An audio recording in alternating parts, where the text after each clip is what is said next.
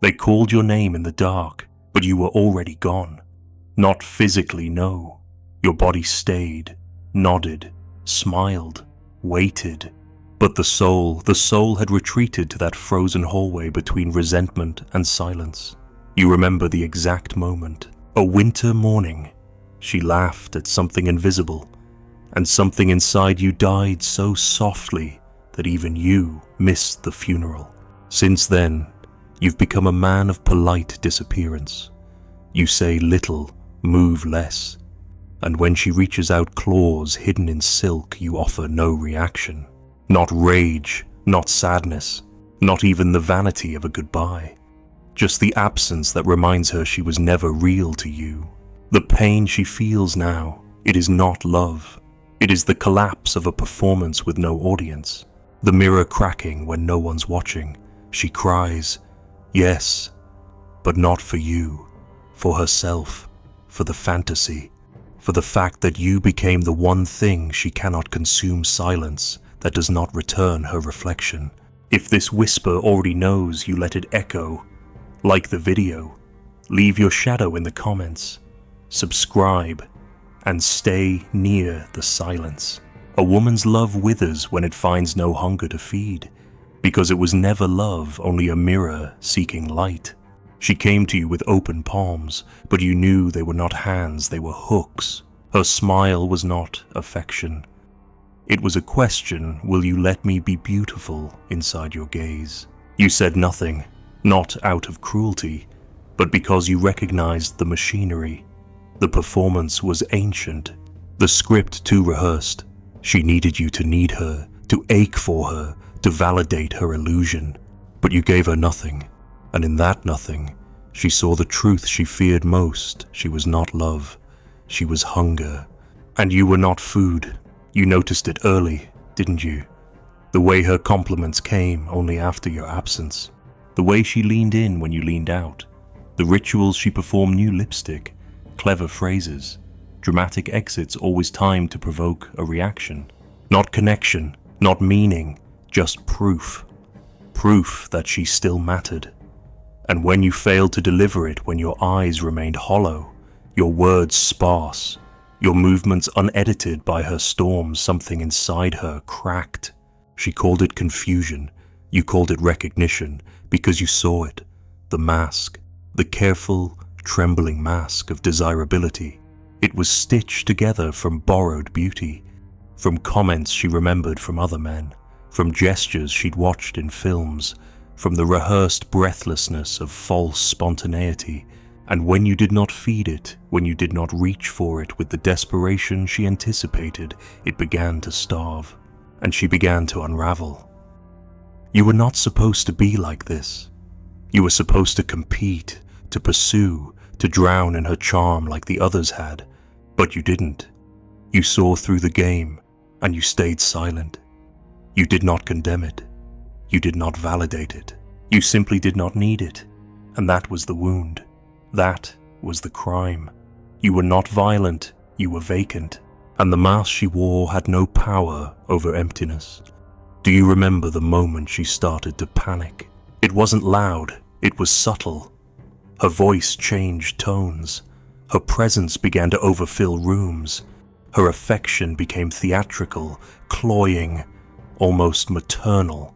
She would cook, pose, tease, disappear, each gesture louder than the last. All in service of a hunger you refused to invent, because that's what she needed you to be, a man with a lack only she could fill. But you were not a vessel. You were not broken in the right places. You were whole in a way that insulted her very existence. It wasn't that she loved you. She needed to be loved by you. That distinction is everything. She didn't weep because she saw your soul. She wept because her mirror found no reflection. And the mask, her carefully curated identity, her aesthetic seduction, her tender provocations, it began to twitch. Because a mask without a stage is not power, it is decay. She offered you pieces of herself, stories from her past, secrets no one else heard, dreams disguised as confessions, but they were currency, test balloons. She watched your eyes as she told them, measured your silence. When you did not bend, did not comfort, did not echo back the awe she projected into her own drama, she began to realize your silence was not passivity. It was judgment, not the cruel, active kind, the existential kind. You had no hunger, and a woman who feeds illusions cannot nourish a man who does not starve. You were not cruel, but she called you cruel. You were not cold, but she called you distant. Because cruelty, at least, affirms importance. Distance can be closed, but indifference is annihilation. It does not speak, it does not warn, it simply exists. And that is why she cried, not because you hurt her, but because you refused to let her performance matter. And yet, still, she tried. You saw her distort herself, reconfigure her style, shift her laughter, even mimic the speech of women you admired. All of it grotesque in its sincerity, all of it noble in its tragedy, because she was not evil, she was starving. Her entire identity was built on being chosen. But you didn't play the game. You didn't ask for anything, and in doing so, you became her punishment. A man who neither adored her nor destroyed her. A man who simply did not need what she thought was valuable. Her mask slipped eventually. All masks do. You caught the flicker of resentment when you spoke to other women and offered them nothing as well. You saw the sudden tremble in her throat when she realized this wasn't about her. You were not rejecting her because you had never desired her in the first place. And that was the final wound. She could have competed with another woman. She could have fought to win you back from a rival. But how do you fight the void? You didn't chase. You didn't explain. You didn't defend. And that is what broke her. She needed a villain to survive her collapse. But you refused the role. You let her descend without pulling her back, without holding her hand, without screaming her name as she fell into the silence she had tried to decorate with noise. She blamed you for her tears. But you knew the truth. The tears were hers long before you. They had only been waiting for someone who would not rescue her from herself. That's when she cried, loudly, publicly, not because she lost you, but because you had never been hers. And the pain of loving a ghost, a man who never offered possession, was unbearable. You became, in her memory, the one who almost needed her, the one who almost broke, the one who should have responded. Because fantasy cannot survive rejection, it must rewrite the story to preserve its throne. And so she told the world you were cruel, emotionally unavailable, perhaps even broken. But deep down, she knew you were simply empty of illusion. Do you remember the last time you saw her? The way her eyes looked not at you, but around you, as if trying to locate the version of herself she had projected into your silence. But there was nothing, only you, the unmirrored man, the hollow flame, the still point that refused to bend into her shape. She wept again, but this time it was quieter, more honest, because now, finally, she was not crying for you. She was crying before you, stripped, real, devastated not by rejection, but by reflection. You offered no farewell. You simply stood and left the stage that was never yours. Her love could not survive without being fed, because it was not love, it was appetite. You did not conquer her with words, but with absence. The less you gave, the more she knelt before the space you became. She began with defiance, not tears, not yet. In the early days of your silence, she mistook it for a strategy, a flirtation, a game of shadows between predator and prey. She whispered to her friends that you were different, that you were dangerous, that you had depth. What she meant was you were not hers yet, and therefore worth more than those who had already surrendered. She was convinced your absence had a reason, that behind your stillness there must be a wound, behind your restraint a test, and behind your disinterest a trap. So she hunted you, with softness first, with eyes like bait, with messages that dripped need disguised as humor. She offered warmth, vulnerability, affection, all wrapped in ribbons of pretend indifference. But you remained inert, not cold, not cruel, just unclaimed. You existed like a cathedral locked at midnight, too quiet to invite, too holy to touch. And this is where the throne began. The more you withdrew, the more she imagined you were higher, worthier. She climbed ladders that weren't there, built stories in her head that made you majestic, mythical, wounded but powerful. Because the mind cannot tolerate indifference. It fills silence with significance. Your absence became evidence of greatness. You never told her a story, so she told one for you. She decided you had been hurt before, betrayed by someone like her but less worthy, that you didn't trust easily, that your heart was a locked chest at the bottom of a lake, and only she had the lungs to reach it, that her love was a healing force and you mysterious, unreadable, unmoved with a challenge she had been born to conquer. You let her believe it, not out of malice, but because you knew her fantasy needed no fuel, just space, just your absence, arranged like furniture around her projections. The less you gave, the more she poured in. You became a sculpture carved entirely from her desperation to be chosen. She decorated that sculpture, gave it motives, gave it wounds, gave it a future, all without asking you to speak. Because the moment you really did, it would collapse. You were not broken, not lost, not testing her. You simply did not want. And that was a truth she could not face. So she worshipped the void and called it love. Your withdrawal created ritual. She would wait hours for your replies, obsess over the punctuation you used, translate your pauses like scripture. If you took a day to respond, she took 3 to craft the perfect message. When you gave her crumbs, she baked entire meanings out of them. You became a throne without a king, and still she knelt. Because longing makes liars of us all. She tried to provoke you, subtle betrayals, flirtations within your sightline, complaints disguised as jokes. But your silence remained, and in that stillness, something shifted. Her attempts to control you through emotion, the laughing, the crying, the seduction, all turned inward. Because what cannot be moved becomes holy. You were not resisting her, you were unreachable.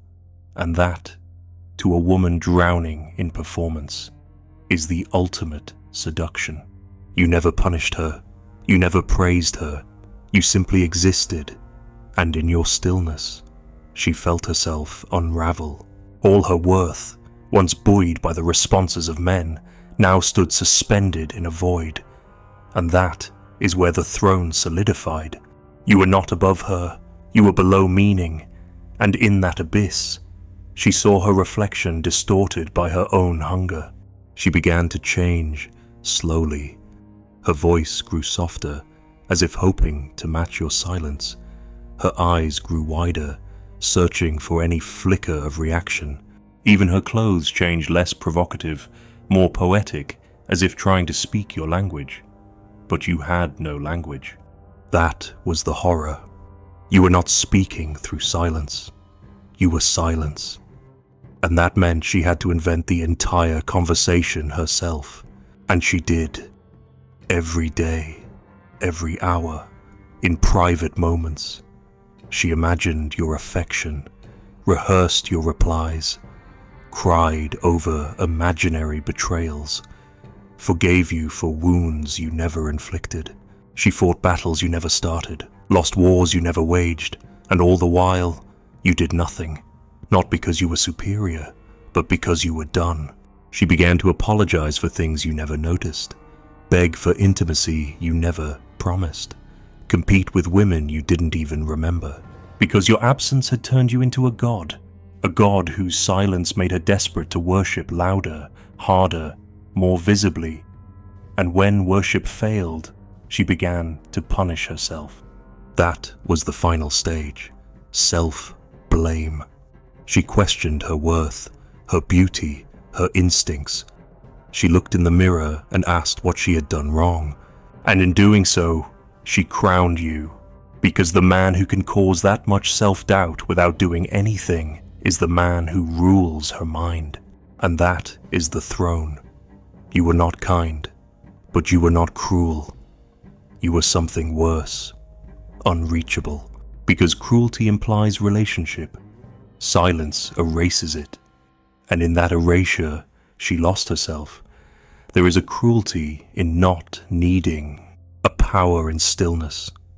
The man who does not move becomes myth, and myths are not loved. They are suffered. So she stayed, long after her pride had rotted, long after her friends stopped listening, long after she promised herself she would never beg again. She stayed because you became the answer to a question she never understood. What am I if he does not want me? You never touched her crown. You never raised your voice. But she knelt all the same, because you withdrew. And in your silence, she built a throne out of her own collapse. When she finally breaks, sobbing for the man she imagines you were, know this: she is grieving the ghost she created, not the man who stood in silence. She cries now, loudly, endlessly, not in front of you, but to those who will listen. She tells them you broke her heart, that you were distant, evasive, emotionally stunted, that she gave everything and received nothing, that she loved you, that she still loves you. But you know better. You know her tears are not for you. They are for the collapse of a fantasy she mistook for fate. She is not mourning the man who stood in front of her. She is mourning the version she made in your place. She cries because she needed you to be more than what you were: quiet, detached, whole.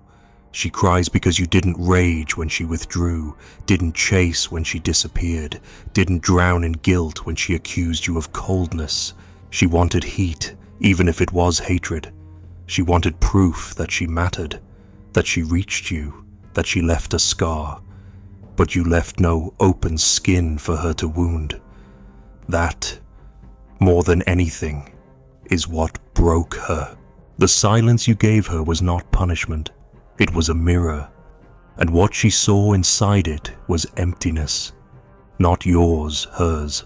For all her noise, her beauty, her offering of affection, she could not stir you, not because you are unfeeling, but because she aimed at a hunger you no longer carried.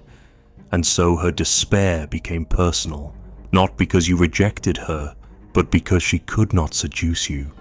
That is the death of her illusion. Now she weeps in the dark, clutches her phone, replays your last words, so few of them, so devoid of theater. She texts you long confessions, says she understands now, says she only wanted to be seen. But even that is a lie. She did not want to be seen, she wanted to be believed. She wanted the version of herself she played for you to be accepted as real, and you refused. Without words, without argument.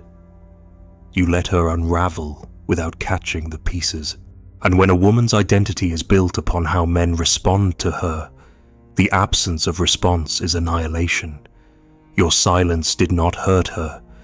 Your silence erased her. It told her, in the coldest way possible, that she had no power here, that her cries could not penetrate you, that her games fell flat, that her beauty was not enough, that her mask, for all its polish, did not cast a spell. And that knowledge is unbearable, so she cries. But her tears are theatrical, not because she is insincere, but because she has no other language. Her sadness is real. Yes, but it is grief over a role she can no longer play. She mourns the version of you that never existed. The man she believed she could win. The man who would eventually crack and confess his love. The man who needed saving. But you were not that man. You were the final test. The one who remained unmoved. You remember the last conversation, the tremble in her voice, the silence she tried to fill, the apology wrapped in accusation. She said she didn't understand you. She said she tried everything. And you said nothing. Not because you lacked words, but because any word would be a lie. You didn't withhold love. You simply didn't feel it.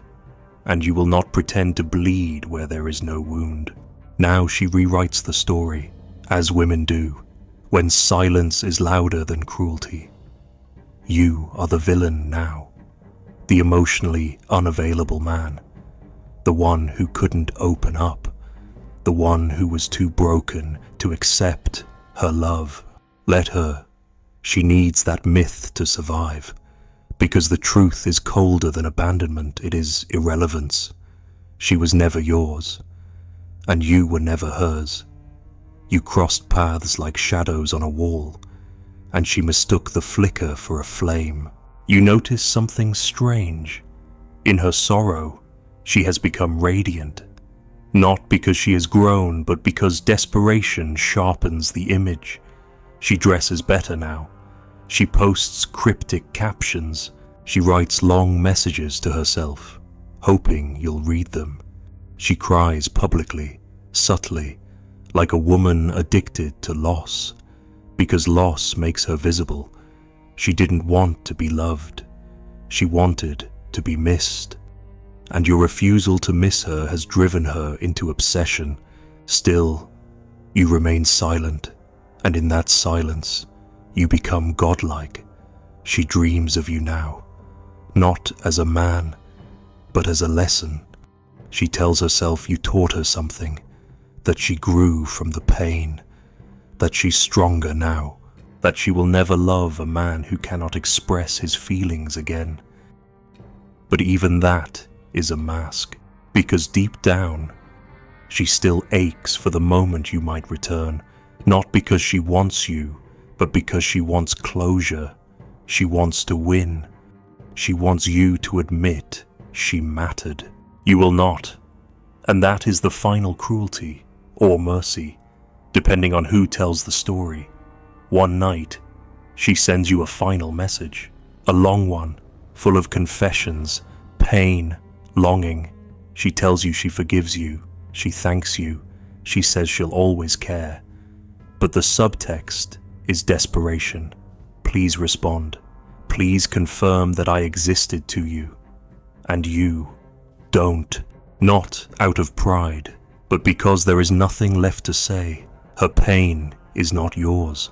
Her tears were never yours. They are the echo of a performance that never found its stage. So she closes the curtain, blocks your number, deletes your photos, tells her friends she's over you, begins dating again, laughs louder, speaks of boundaries and healing. But somewhere, buried under the noise, a part of her still waits for a man who was never coming, for a closure that was never owed, for the ghost of a love that never lived.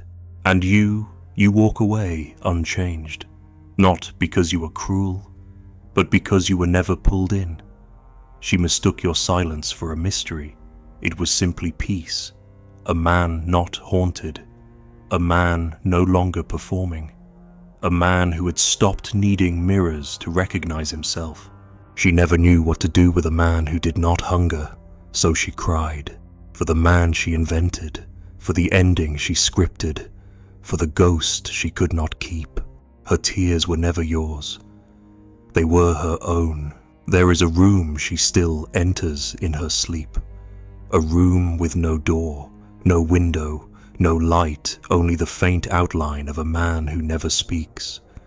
She reaches for him, but he does not move. She screams. but the silence devours her voice. Every night, she leaves something behind a shoe, a letter, a piece of herself, and wakes with one less illusion. And you never entered that room. You were never there. You were the space, and she has been mourning it ever since.